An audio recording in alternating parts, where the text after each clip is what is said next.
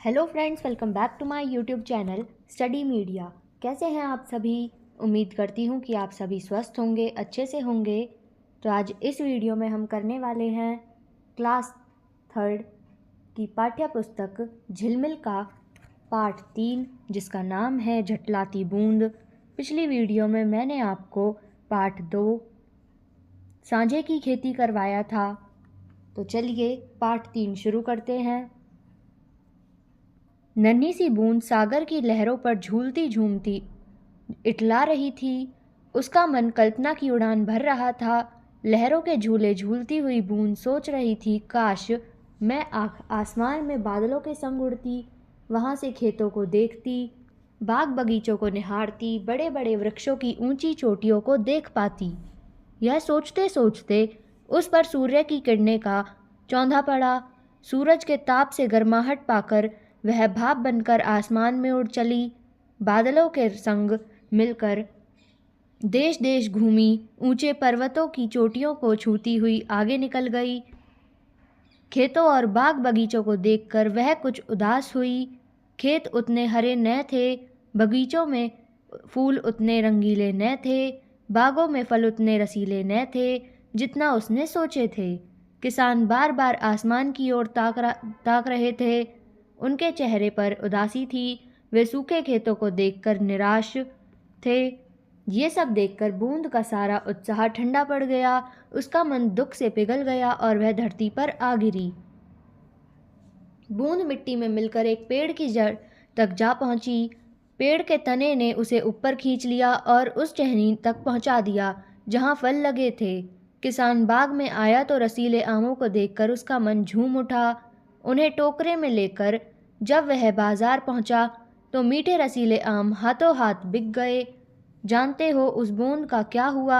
अरे, जो रसीला आम तुम चूस रहे हो, उसी में तो वह बूंद छुपी है। अब हम करते हैं इसका अभ्यास। पहला, आइए शब्दों के अर्थ जाने।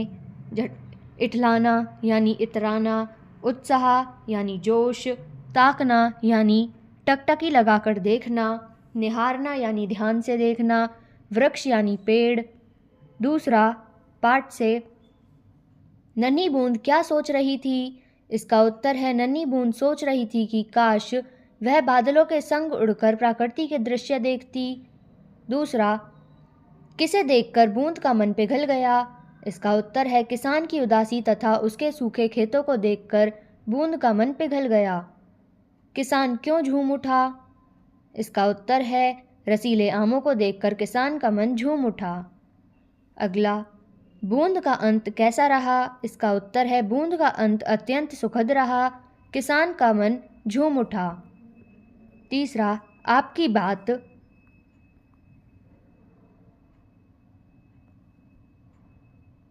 पहला, बूंद बादलों के संग आसमान में उड़ना चाहती थी। आपका मन क्या क्या करना चाहता है? इसका उत्तर है, मेरा मन भी पक्षियों की भांति आकाश में उड़ना चाहता है।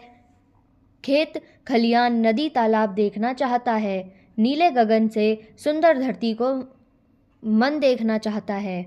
दूसरा, बूंद सूखे खेतों को देखकर उदास हो गई थी। आप कब कब उदास हो जाते हो? इसका उत्तर है, बहुत गर्मी एवं सर्दी होने पर, बिजली के न आने पर, मनपसंद वस्तु के न मिलने पर, माँ के डांटने पर। तीसरा, कोई घटना याद करके बताइए जब कुछ देखते या सुनते ही आपका मन झूम उठा हो। इसका उत्तर है, कुछ वर्ष पहले मैं टीवी पर क्रिकेट मैच देख रहा था। तब भारत ने फाइनल मुकाबले में पाकिस्तान को बुरी तरह से हराया था। उस जीत को देखकर मेरा मन एवं तन खुशी से झूम उठा। चौथा, भाषा की बात। पहला, बड़े बड़े वृक्षों की ऊंची चोटियों को देख पाती। वृक्ष पर शब्द में र की मात्रा है। ऐसे ही दो और शब्द लिखिए जिनमें र की मात्रा हो। तो इसमें आएगा जैसे कृषक, कृपाण, श्रृंगार, तृण। दूसरा, मेज पर आम की टोकरी रखी है। मेज पर आम की टोकरियां रखी हैं। यहाँ टोकरी से अभिप्राय है एक टोकरी, टोकरियां से अभिप्राय है एक से ज़्यादा टोकरी। ऐसे ही अन्य शब्द बनाइए जैसे लड़की, लड़कियाँ, कुर्सी, कुर्सियाँ, लकड़ी लकड़ियाँ, चोटी चोटियाँ, रोटी रोटियाँ, बोरी बोरियाँ, बकरी बकरियाँ, टहनी टहनियाँ। तीसरा, खाता है खाती है, जैसे सोहन आम खाता है, रीटा आम खाती है। सोहन लड़का है इसलिए खाता आया है, रीटा लड़की है इसलिए खाती आया है। ऐसे ही कुछ शब्द नीचे दिए गए हैं, उनसे वाक्य बनाएं। पीता, श्याम दूध पीता है, पीती, मंजू चाय पीती है, खेलता, जितेंद्र गेंद से खेलता है, खेलती, रजनी फुटबॉल से खेलती है, चलता, उमेश धीरे धीरे चलता है, चलती, सुमन तेज चलती है। गाता, कुणाल गीत गाता है, गाती, मोहिनी गीत गाती है। चौथा, मिट्टी शब्द को ऐसे भी लिखते हैं, मिट्टी। दिए गए शब्दों को भी इस प्रकार लिखिए, जैसे खट्टा, इसको हम इस तरीके से लिख सकते हैं, पट्टी, भट्टी, चट्टान, छुट्टी। पांचवा, बूंद का सफ़र। नीचे बूंद की यात्रा दिखाई गई है, उसके पड़ावों को सही क्रम में लगाइए। तो यहाँ पे हमें बूंद दिखाई गई है, आप इसका क्रम लिखेंगे। जो चौथा चित्र है उस पे 1 आएगा, पहले चित्र पे 2, दूसरे चित्र पे 3, पांचवें चित्र पे 4, तीसरे चित्र पे 5 और छठे चित्र पे 6। अब हम करते हैं इसके बहुविकल्पीय प्रश्न उत्तर। प्रश्न 1, नन्ही सी बूंद में नन्ही से अभिप्राय है। इसका उत्तर है ऑप्शन सी, छोटी। प्रश्न 2, नन्ही सी बूंद कहाँ पर झूलती झूमती इटला रही है। इसका उत्तर है ऑप्शन सी, सागर की लहरों पर। प्रश्न 3, बूंद किसके संग आसमान में उड़ने का मन में सोच रही थी। इसका उत्तर है ऑप्शन सी, बादलों के संग। प्रश्न 4, किसकी ताप से बूंद भाप बनकर आसमान में उड़ चली। इसका उत्तर है ऑप्शन बी, सूरज की। प्रश्न 5, बूंद किसको देखकर उदास हुई। इसका उत्तर है ऑप्शन डी, उपरोक्त सभी, यानी कि खेतों को, बगीचे के फूलों को, बागों के फलों को। प्रश्न 6, किसान क्यों उदास थे। इसका उत्तर है ऑप्शन सी, सूखे खेतों को देखकर। प्रश्न 7, बूंद का मन किसको देखकर पिघल गया। इसका उत्तर है ऑप्शन बी, किसान के। प्रश्न 8, बूंद फल वाली टहनी तक कैसे पहुंची, क्रम अनुसार बताओ। इसका उत्तर है ऑप्शन सी। प्रश्न 9, बूंद कौन से फल के पेड़ की जड़ में जा पहुंची। इसका उत्तर है ऑप्शन सी, आम। प्रश्न 10, किसान का मन किसको देखकर झूम उठा।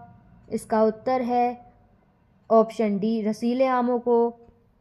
प्रश्न 11, बूंद अंत में कहाँ थी। इसका उत्तर है ऑप्शन सी, रसीले आम में। प्रश्न 12, बाग बगीचे बड़े बड़े देश देश में कौन सा चिन्ह है। इसका उत्तर है ऑप्शन बी, योजक। प्रश्न 13, खेत पर्वत लहर यह सब एक वचन है, इनके बहुवचन है खेतों पर्वतों लहरों, इसी प्रकार आम का बहुवचन होगा। इसका उत्तर है ऑप्शन बी, आमों। प्रश्न 14, किसान बाग में आया तो रसीले आमों को देखकर उसका मन झूम उठा। उपरोक्त पंक्ति में मन झूम उठना एक मुहावरा है। जब वह बाजार पहुंचा तो मीठे रसीले आम हाथों हाथ बिक गए। इस पंक्ति में कौन सा मुहावरा है। इसका उत्तर है ऑप्शन सी, हाथों हाथ बिकना। प्रश्न 15, गलत युग्म छांटो। इसका उत्तर है ऑप्शन डी, धरती आसमान। प्रश्न 16, ताकना शब्द का सही अर्थ क्या है। इसका उत्तर है ऑप्शन सी, टकटकी लगाकर देखना। प्रश्न 17, सागर का पर्यायवाची है। इसका उत्तर है ऑप्शन ए, समुद्र। प्रश्न 18, अलग छांटो। इसका उत्तर है ऑप्शन डी, ऐसे वैसे। तो यहाँ पे वीडियो ख़त्म होती है। अगली वीडियो में मैं आपको पार्ट 4 मीठे बोल करवाऊँगी। ये वीडियो आपको कैसी लगी मुझे कमेंट करके ज़रूर बताएं। वीडियो को लाइक करें, शेयर करें और चैनल को सब्सक्राइब करना ना भूलें। Thank you.